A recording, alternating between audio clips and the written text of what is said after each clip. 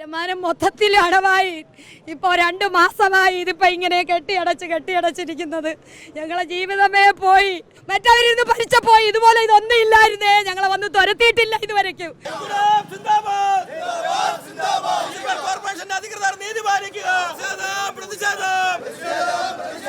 കൊല്ലം പഴയാറ്റിൻകുഴിയിലാണുള്ളത്. നഗരസഭ അല്ലെങ്കിൽ മുനിസിപ്പാലിറ്റി സ്ഥാപിച്ചൊരു അറിയിപ്പാണ് ഇവിടെയുള്ളത്. അപകട സാധ്യത കണക്കിലെടുത്ത ഈ ഭാഗത്ത് എല്ലാവിധ അനധികൃത വ്യാപാരങ്ങളും നിരോധിച്ചിരിക്കുന്നു. ഇവിടെയൊക്കെ തന്നെ കഴിഞ്ഞ ദിവസങ്ങളിൽ തട്ടുകളും കടകളും മറ്റ് വ്യാപാരങ്ങളും ഉണ്ടായിരുന്നു. പക്ഷേ നഗരസഭ അത് ഒഴിപ്പിച്ചു. അതിനെതിരെ ഇപ്പോൾ എന്തായാലും CITU പ്രവർത്തകർ ഈ സ്ഥലത്ത് പ്രതിഷേധിക്കുകയാണ്. ആ നഗരസഭ കച്ചവടം നിരോധിച്ച സ്ഥലത്ത് മീൻ വിറ്റുകൊണ്ടാണുള്ള ഒരു പ്രതിഷേധമാണ് അവരുടെ ഭാഗത്ത് നിന്ന് നടത്തുന്നത്. എന്തായാലും വലിയൊരു പ്രതിഷേധം. നമ്മൾ ഈ കച്ചവടം അനധികൃതം എന്ന് പറഞ്ഞുകൊണ്ട് നഗരസഭ ഒഴിപ്പിച്ച നടപടിക്കെതിരെയാണ് ഇപ്പോൾ മീൻ വെച്ചുകൊണ്ടൊരു പ്രതിഷേധം സംഘടിപ്പിച്ചത്. അനധികൃതമല്ല. കൊല്ലം മുനിസിപ്പൽ കോർപ്പറേഷൻ 17 മേഖലകളെ വെൻഡിംഗ് സോണുകളായി പ്രഖ്യാപിച്ചിട്ടുണ്ട്. നഗര കച്ചവടക്കാരുടെ ലിസ്റ്റ് പ്രസിദ്ധീകരിച്ചിട്ടുണ്ട്.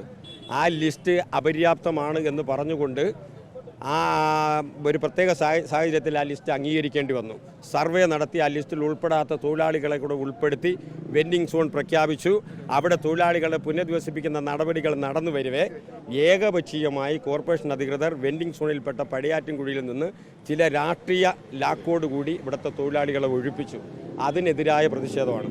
നമ്മൾ ഇനി ഇവിടെ പുനഃസ്ഥാപിക്കും വരെ പ്രതിഷേധം തുടരും. ഞങ്ങൾ പൊതുജനാധിപത്യ പ്രസ്ഥാനത്തിൻ്റെ കാവലോടുകൂടി ഇവിടെ CITU നേതൃത്വത്തിൽ സമരം ആരംഭിക്കും. ഏതറ്റം വരെ പോകും. ഈ തെരുവിൽ വന്ന് അവരുടെ മുഖത്തേക്ക് നോക്കിയേ. ഇവർ പറയുന്ന പ്രമാണിമാരാണെന്നാ നോക്കിയേ. അവർ നിലവിളിക്കുക.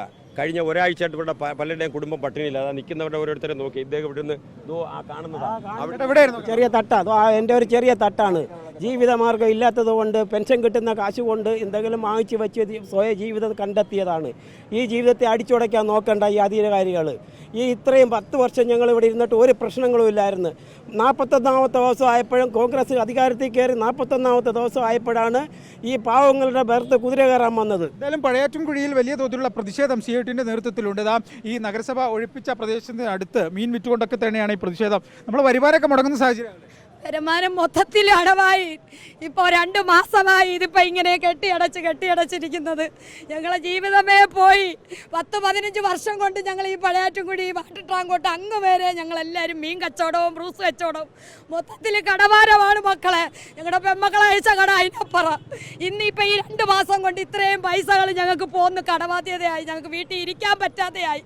ഞങ്ങൾ എന്തോ ചെയ്യണം? എവിടെ പോയി ഞങ്ങൾ ഒളിയണം? എവിടെ ഇരുന്നാലും കെട്ടിയടയ്ക്കുന്നവർ. അതിനും വേണ്ടിയാണോ നാഥൻ വേണമെന്ന് പറഞ്ഞത്? അതിനും വേണ്ടിയാണോ? മറ്റവരിന്ന് പഠിച്ചപ്പോൾ ഇതുപോലെ ഇതൊന്നും ഇല്ലായിരുന്നേ. ഞങ്ങളെ വന്ന് തുരത്തിയിട്ടില്ല ഇതുവരെയ്ക്കും. കോൺഗ്രസ് ജയിച്ചപ്പോഴാണ് ഞങ്ങളെ ഇതുപോലെ ഓട്ടിക്കുന്നത്. ഈ 2 മാസം കൊണ്ട് നെട്ടോട്ട ഓടെ. എന്തായാലും വലിയ തോതിലുള്ള പ്രതിഷേധം CITUവിൻ്റെ നേതൃത്വത്തിൽ നടക്കുന്നുണ്ട്.